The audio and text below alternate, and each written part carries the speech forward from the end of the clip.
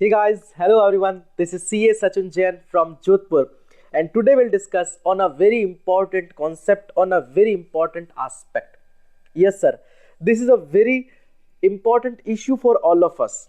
As a professional, we can do multiple things, we have multiple opportunities, but the point is that those who have merely completed the graduation with, you can say, commerce graduation, now what will be the options which is available with the commerce graduates? कौन कौन से ऐसे segment है जिस पे वो काम करके कुछ नई अपॉर्चुनिटीज को अवेल कर सकते हैं? How they can enhance their knowledge? So in this particular webinar, in this particular workshop, we'll discuss on these type of issues and we'll cover multiple techniques that how the commerce graduate can boost their knowledge, can get a good job and can perform the professional services in a very well manner. Yes. So the mode of communication of this session will be Hindi and English both. We'll try to cover maximum content in English language, but there may be certain examples, certain content which will be in Hindi language, but I will convert the same into English. Before moving ahead, I just want to share with you one exciting information for the commerce graduates. Sir, the biggest problem is that we have no idea that how we can gain the technical knowledge of law, how we can practically apply that knowledge, how we can get the concept and how we can do the technical analysis of the law. Because हमने जो graduation में पढ़ा है that is very basics. Or when we are going to do the work in the practical scenario, at that time we'll found multiple issues. So how we can face that particular type of issues? For that, we are coming with a 5 days live workshop specifically designed for the commerce graduates, and this workshop is completely free for the commerce graduates pan India. I will be the faculty in that particular workshop. So the link to join that workshop is also given in the description box. You can check now and register for that workshop as well. Now let's start our discussion how one can get the good job with the commerce graduation. So first we'll try to understand that what are the things will be covered in this commerce graduation, or what are the segments are there related to this commerce graduation. Sir अगर मैं commerce graduation में हूं तो हो सकता है मैंने BCom किया होगा, मैंने एमकॉम किया होगा, मैंने बीबीए किया होगा, मैंने एमबीए किया होगा, हो सकता है मैंने बीसीए भी किया होगा कंप्यूटर साइंसेस से रिलेटेड.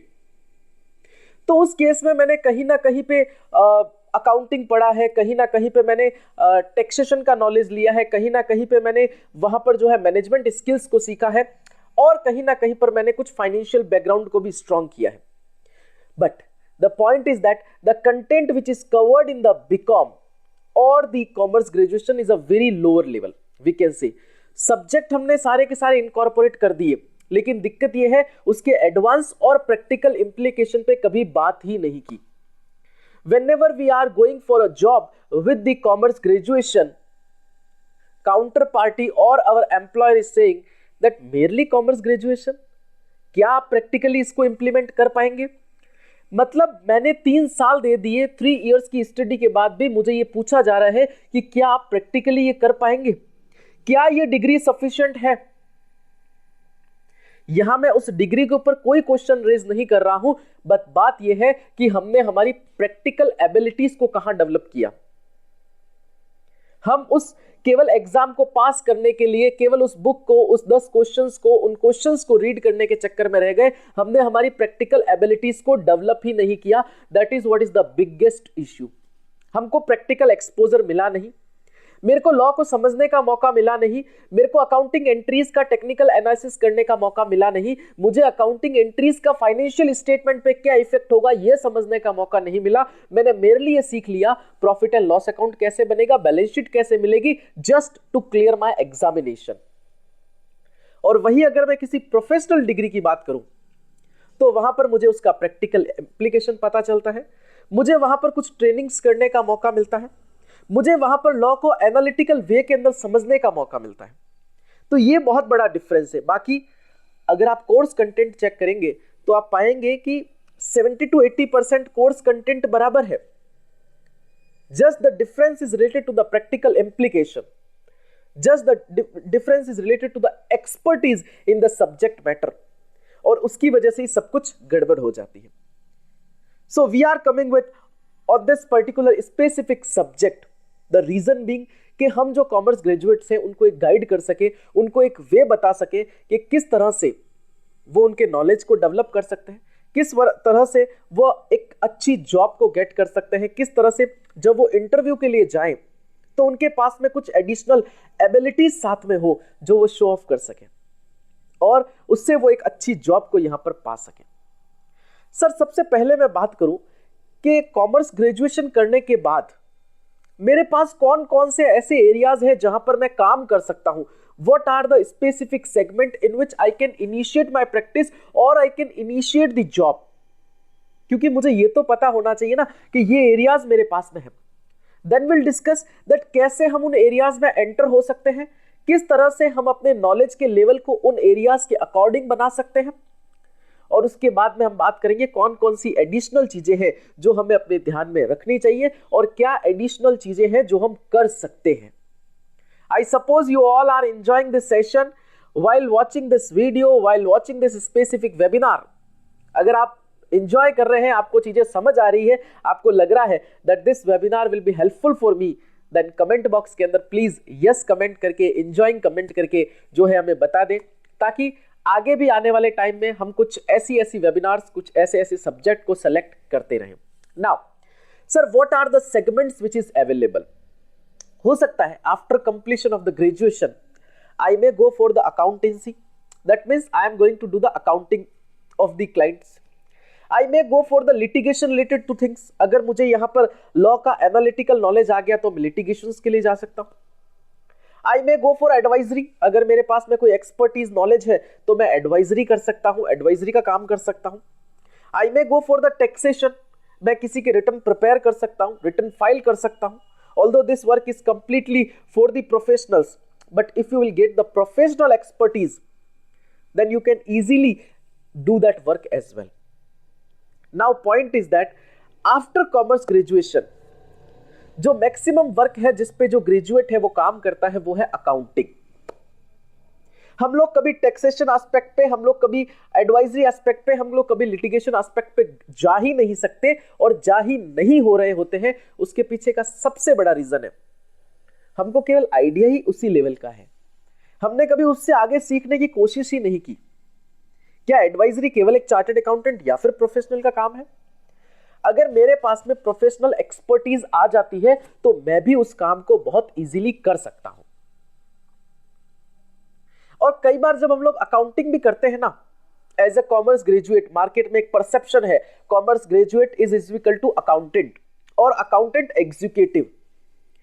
क्या मैं एक्सपर्टीज लेवल की अकाउंटिंग नहीं कर सकता? क्या मैं अपने आप को इतना कॉम्पिटेबल नहीं बना सकता हूं कि जो वेरियस रिटर्न्स जाएंगे उनके अकॉर्डिंग मैं अकाउंटिंग कर सकूं? हमेशा एक कॉमर्स ग्रेजुएट को किसी न किसी प्रोफेशनल की एक्सपर्ट एडवाइस लेनी होती है. मैं उससे एग्री करता हूं, मुझे उससे कोई दिक्कत नहीं है. लेकिन क्या हम उस लेवल पे डेटा प्रिपेयर नहीं कर सकते हैं कि हम उस प्रोफेशनल से सीधी बात कर सके, हम उसको हमारी प्रिपरेशन बता सके, हमारा एक्सपर्ट नॉलेज बता सके, ताकि मैं एक रेप्यूटेशन वाली स्टेज पे आ जाऊं? वरना साहब ये वेबिनार, ये सेशन करने का पर्पस यही है, जो कहीं ना कहीं पे लेस नॉलेज है उसको हम एक एक्सपर्टीज लेवल पे लेकर चले जाएं, ताकि जो मेरे कॉमर्स ग्रेजुएट्स हैं वो भी कुछ ना कुछ अच्छा काम कर सके. जब आप अकाउंटिंग कर रहे होते हैं और अगर आपके पास में प्रोविजंस का नॉलेज है, suppose you are doing the accounting of a simple medium level form, उस फॉर्म के ऊपर सपोज इनकम टैक्स एप्लीकेबल है, टीडीएस एप्लीकेबल है, जीएसटी एप्लीकेबल है, उस फॉर्म की इनकम टैक्स ऑडिट होती है, जीएसटीआर 9 एंड 9C भी फाइल होता है. जब आप अकाउंटिंग कर रहे होते हैं तो आपको सिंपल सेल्स परचेज की एंट्रीज आती है, एडजस्टमेंट्स की एंट्रीज भी कई हद तक आती है, लेकिन दिक्कत आती है कहीं पर टीडीएस की रेट का नॉलेज नहीं है, कहीं पर जीएसटी की रेट का नॉलेज नहीं है, कब मुझे परचेज बुक करनी है इसका आइडिया नहीं है. मेरे लिए इनवॉइस आई और मैं उसको अकाउंटिंग सॉफ्टवेयर में बुक कर रहा हूं, but I have no idea about the time of supply under GST कि मैं उसे बुक कर लूं या फिर नहीं करूं. कब मुझे इनपुट टैक्स क्रेडिट को क्लेम करनी है, जो रिटर्न मुझे प्रिपेयर करके सीए साहब को या प्रोफेशनल को शेयर करना है, उस रिटर्न में कहीं कोई मिस्टेक तो नहीं है, कहीं कोई आईटीसी आउटपुट छूट तो नहीं गया है, क्या सारे एक्सपेंडिचर्स पर टीडीएस डिडक्ट हो गया है as per the provision of income tax act? क्या जो एक्सपेंडिचर है वो मेरे अलाउडेड है, और कोई एक्सपेंडिचर ऐसा तो नहीं है जो डिसअलाउडेड है और मैं प्रॉफिट एंड लॉस अकाउंट में डाले जा रहा हूं और उससे जो है गलत इमेज पीएनएल की बन रही है? होता क्या है, एट द एंड जब आप लोग इनकम टैक्स ऑडिट के लिए जाते हैं, प्रोफेशनल फाइनेंशियल्स को चेक करता है तो ये कुछ इश्यूज वो हाईलाइट करता है, और उस समय जो क्लाइंट है उसके दिमाग में आता है यार ये अकाउंटेंट डेली बेसिस पे मेरे यहाँ आता था, इसने ग्रेजुएशन भी कर रखी है, बट फिर भी ये तो केवल जो बिलिंग थी उसकी एंटर करता गया, इसने कभी ये नहीं बताया कि ये एडजस्टमेंट भी करना है, टीडीएस भी डिडक्ट करना है, या फिर आरसीएम की इस तरह से मेरे को एंट्री करनी है, या फिर मुझे प्रॉफिट में ये खर्चा एक्सपेंडिचर अलाउड है, ये एक्सपेंडिचर नहीं अलाउड है। इसके बारे में तो कभी डिस्कशन ही नहीं हुआ, और वहां से हमारी इमेज गिरना स्टार्ट हो जाती है। सर प्लीज, मुझे पता है कि आप लोग इसे अदरवाइज नहीं लेंगे, बिकॉज हम इन सब बातों को ध्यान में रख के ही कुछ डिजाइन करना चाहते हैं, आपके लिए कुछ स्पेसिफिक करना चाहते हैं, ताकि जो मेरे बीकॉम कॉमर्स ग्रेजुएट्स हैं उनके पास में एक्सपर्ट नॉलेज आ सके। ये तो अभी हमने केवल एक सेगमेंट की बात की, अकाउंटिंग, जो 70 to 80% of the BCom graduates are doing, और उसमें ये इश्यूज है जिसपे वो अपनी एक्सपर्टीज बना सकते हैं। पर क्या वो commerce graduate as a consultant के रोल में नहीं आ सकता है? क्या वो कॉमर्स ग्रेजुएट खुद की प्रैक्टिस नहीं स्टार्ट कर सकता है? क्या वो कॉमर्स ग्रेजुएट प्रॉपर तरीके से रिटर्न प्रिपेयर नहीं कर सकता है?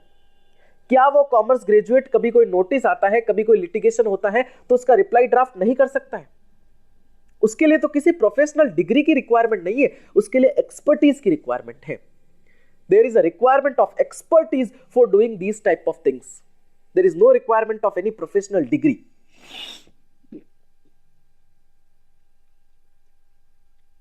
डिग्री आपका आइडेंटिफायर हो सकता है, लेकिन आपकी जो एबिलिटीज है उसकी आइडेंटिफिकेशन आपकी एक्सपर्टीज से होने वाली है, आपकी डिग्री से नहीं होने वाली है। ये एक बहुत इंपॉर्टेंट फैक्ट है।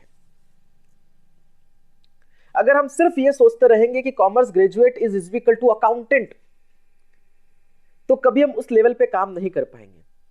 अब मुझे अगर लिटिगेशन में जाना है, मुझे अगर एडवाइजरी फील्ड में जाना है, मुझे अगर कंसल्टेंसी फील्ड में जाना है, तो उस केस में मेरे पास में एक्सपर्ट नॉलेज होना चाहिए। सर किस चीज का एक्सपर्ट नॉलेज होना चाहिए? मुझे अकाउंटिंग का नॉलेज आना चाहिए, मुझे taxation, whether it is GST, whether it is income tax, whether it is companies law, उसका नॉलेज होना चाहिए। मुझे किस तरह से कोई रिप्लाई ड्राफ्ट करना है, हो सकता है कोई बहुत बड़े मैटर के अंदर मैं रिप्लाई ड्राफ्ट नहीं कर पा रहा हूं, प्रोफेशनल्स हैं, लेकिन एक बेसिक रिप्लाई तो हम ड्राफ्ट कर सके। अगर पोर्टल पे कोई सिंपल नोटिस आया है, we are not able to provide the reply for that, और we are not able to find the reason for that notice, so हम कम से कम अपने आप को इतना कॉम्पिटेबल बना लें कि अगर कोई नोटिस है तो उसका मैं आइडेंटिफिकेशन कर सकूं, उसका बेसिक रिप्लाई प्रिपेयर कर सकूं, और जब मैं प्रोफेशनल के पास जाऊं कि सर मैंने ये रिप्लाई तैयार किया है, तो मेरा जो क्लाइंट है वो भी ये जाने कि हाँ यार अकाउंटेंट ने भी इतना काम करके दिया है। कई बार दिक्कत क्या आती है कि सर मैं पूरे महीने डेली जाता हूं, मेरी सैलरी इज 25,000 30,000, वो प्रोफेशनल केवल एक रिप्लाई लिखता है और वो लेके चला जाता है 25,000 ड्यू टू एक्सपर्टीज ओनली। मैं ये नहीं कह रहा हूं वो प्रोफेशनल कुछ गलत ले रहा है, बट आपके जो 25,000 रुपीज है पर मंथ, वो आपकी एक्सपर्टीज लेवल के अकॉर्डिंग है। अगर आपके क्लाइंट को लगेगा कि yes this person is doing something extra for me, this is the essential part of my business, तो डेफिनेटली वो रेम्युनरेशन पे कर पाएगा जो हम पाने के हकदार हैं। अब सर आप कहेंगे कि ये तो आप बात कर रहे हो कि हम प्रैक्टिस कैसे इनिशिएट कर सकते हैं, कौन कौन सी चीजें हैं जो मेरे पास में होनी चाहिए, व्हाट अबाउट जॉब? सर यही सब चीजें ही तो हैं जो आप जब जॉब के लिए जाएंगे और आपके पास अगर इन चीजों का नॉलेज है तो आप बहुत आसानी से एक बहुत अच्छी जॉब गेट कर पाएंगे। क्योंकि जब मैं किसी बिजनेस के लिए एज अकाउंट्स एग्जीक्यूटिव की पोस्ट के लिए जाता हूं, या फिर मैनेजर की पोस्ट के लिए जाता हूं, या फिर फाइनेंस डिवीजन के अंदर किसी पोजीशन के लिए जाता हूं, तो मैं अपने ग्रेजुएशन की डिग्री को उसको दिखाता हूं और उसको बोलता हूं कि साहब मुझे अकाउंट्स का नॉलेज है। कई बार वो इफेक्ट नहीं पड़ता है। लेकिन अगर मैं बोलूंगा sir I have idea about the GST law, I have idea about income tax act, companies act, I am also able to draft certain things for your business, और आप उसको शो ऑफ करेंगे कि जीएसटी पोर्टल पे ये चीजें हैं, यहां पर नोटिस को चेक कर सकते हैं, मैं इस तरह से किसी कॉम्प्लेक्स ट्रांजैक्शंस की भी अकाउंटिंग कर सकता हूं, I am able to finalise the books of accounts with the provision of law, then it will create a very huge effect on the mind of your client, और जो भी बंदा जो आपका इंटरव्यू ले रहा है तो वहां पर सिलेक्शन के चांसेस बढ़ जाते हैं।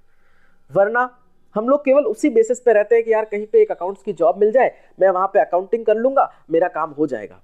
No, nothing like that. We just need to think out of the box. अभी मैंने बताया जब हम लोग अकाउंटिंग भी कर रहे हैं तो वहां पर भी प्रोविजन की कितनी रिक्वायरमेंट है। अगर विदाउट प्रोविजन मैं अकाउंटिंग करूंगा तो I am just going to pass the entries, I am not going to check the reference of the provision of law for that accounting entries, and that will create a huge impact.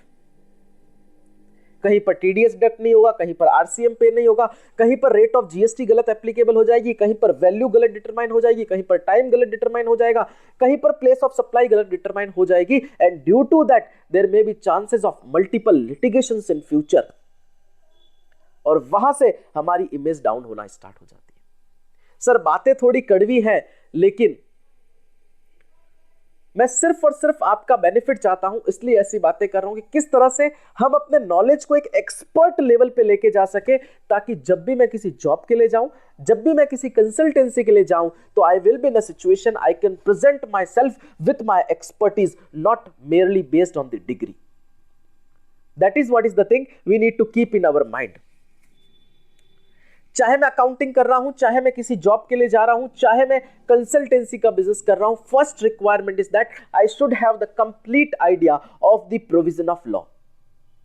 हो सकता है अगर मैं accounting कर रहा हूं तो वहां पर एक एरिया है, आप कह सकते हो मुझे जीएसटी भी आना चाहिए, मुझे इनकम टैक्स भी आना चाहिए, मुझे कंपनी लॉ भी आना चाहिए, because there may be chances you are doing the accounting for 3 to 4 firms, or if you are doing the accounting for a single firm, then there may be chances multiple acts are applicable on that firm. So you need to keep in your mind the GST, the income tax, the litigation, everything you should keep in your mind while passing the accounting entries. But if you are appointed as an advisor in any company, in such a scenario, you just need to have the idea of that specific segment. Suppose you are appointed as a GST consultant. In that case, you just need to have the idea of the expert level of GST, as I am merely doing the practice in GST, indirect taxation, litigation. Okay, in such a scenario, if you will ask anything from me related to income tax, I will say I am not handling that income tax related practice. Connect with my partner. I am just able to respond you in the matter of GST, indirect taxation. But अगर कोई मेरे पास indirect taxation से related ही query लेकर के आता है और I am not able to respond that particular person, in such a scenario कहीं ना कहीं पे मैं खुद अपनी इमेज को डाउन कर रहा हूं। So basically this webinar, this session is just to give you an idea that what are the segments which is there in the market, how you can enter into that particular segment, what are the things which is required before entering into that segment. आप सोचोगे जब मैं job join करूंगा तब मैं ये सारी की सारी चीजों को गो थ्रू कर लूंगा, not possible. You just need to gain the idea, gain the knowledge about these things before joining the job और before initiating your practice in this specific field. जब मैं लॉ पढ़ रहा होता हूं, when I am going to read the GST law, income tax law, try कि मुझे उसका प्रैक्टिकल इंप्लीकेशन पता चले। Just when you will read the GST law, you will check certain items related to reverse charge mechanism. That if there will be such type of goods or services, in that case the recipient has to make the payment of the taxes. उसकी मुझे practical entry कैसे करनी है, उसका taxation पे क्या effect होगा, उसका रिटर्न फाइलिंग पे क्या इफेक्ट होगा, उसका फाइनेंशियल स्टेटमेंट पे क्या इफेक्ट होगा। These 4 things you just need to keep in your mind. Merely yes in पे आरसीएम लगेगा और ये अकाउंटिंग एंट्री होगी, अगर इतना सा नॉलेज हो तो we are not able to survive in this competition oriented market. Now there is requirement of the expert knowledge. बस यही बात मैं आपको कन्वे करना चाह रहा हूं कि जब मैं किसी फॉर्म के अंदर कोई लॉ का भी नॉलेज ले रहा हूं, कोई प्रैक्टिकल एस्पेक्ट का भी नॉलेज ले रहा हूं, उसका मैंने प्रैक्टिकल हैंड्स ऑन किया हुआ होना चाहिए।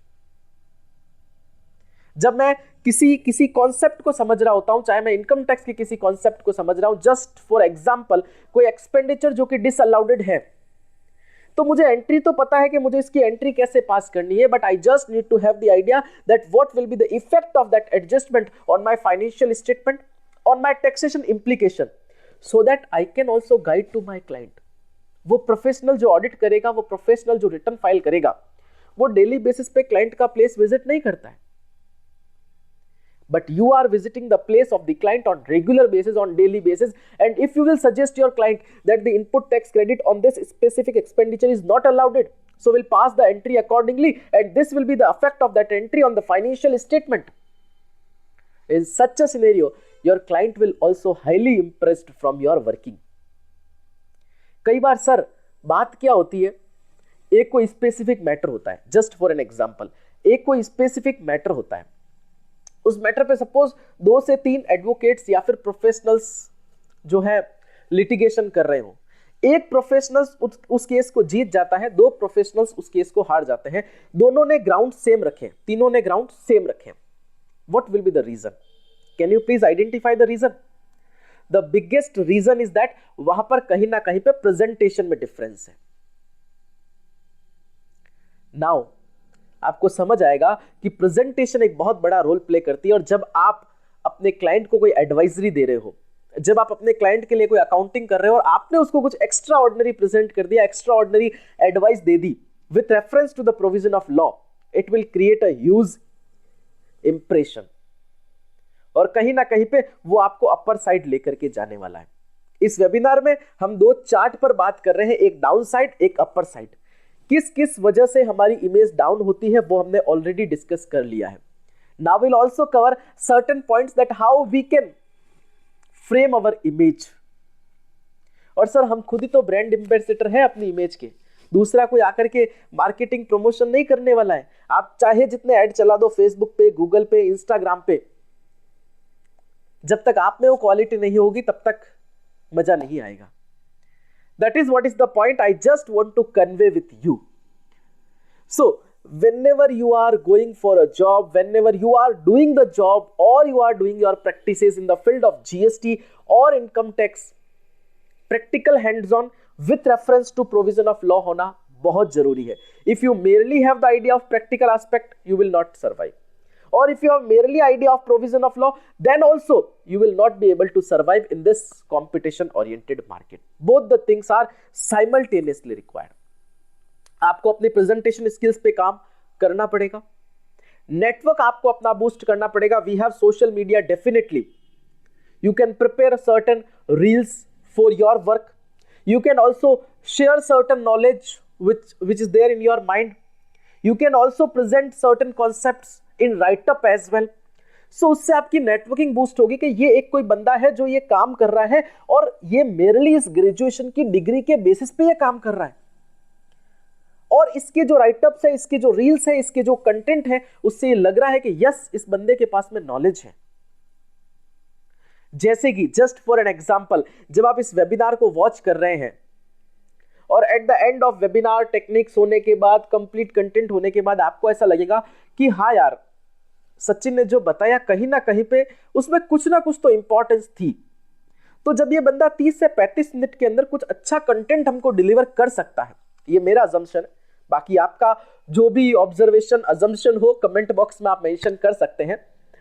तो जो इसकी 5 डेज की वर्कशॉप है उसमें तो बहुत कुछ नया नया मिलने वाला है। उसमें तो प्रैक्टिकल हैंड्स ऑन भी होने वाले हैं, उसमें तो लॉ को कैसे सीखना है वो भी होने वाला है, लॉ को कैसे प्रैक्टिकली अप्लाई करना है वो भी होने वाला है, कॉन्सेप्ट क्लैरिटी भी आने वाली है, टेक्निकल एनालिसिस भी मिलने वाला है, कौन कौन से एरियाज है जिसमें हम हमारे स्ट्रीम को डेवलप कर सकते हैं वो भी सब कुछ डिस्कस होने वाला है। मतलब कुछ तो अलग हटके नया कुछ यूनिक वे में होने जा रहा है। तो हमको ये वर्कशॉप ज्वाइन करनी चाहिए और अपने फ्रेंड्स के साथ भी शेयर कर देनी चाहिए। Merely on the basis of the recorded video of 30 minutes आपने ये डिसीजन ले लिया तो कहीं ना कहीं पर ये एक इमेज क्रिएट करता है। सेम थिंग आप भी कर सकते हो अपने छोटे छोटे से राइटअप से, चाहे वो आपके क्लाइंट से रिलेटेड हो। आपने अगर उसे मार्केट में पॉपुलेट किया तो definitely you will get something और certain specific results. Whatever you are going to present in a unique way. क्योंकि साहब जॉब सीकर्स खूब सारे हैं तो जॉब प्रोवाइडर्स भी खूब सारे हैं, okay, but the point is that if I am going to do something innovative in such a scenario, मैं अपने आप को कहीं ना कहीं पे हाईलाइट कर पाऊंगा, और जब मैं हाईलाइट करूंगा तो मैं उस पोजीशन में आ जाऊंगा कि मुझे लोग जाने, मुझे लोग पहचाने, और I can easily go for a good job, I can easily initiate my practice. Am I right?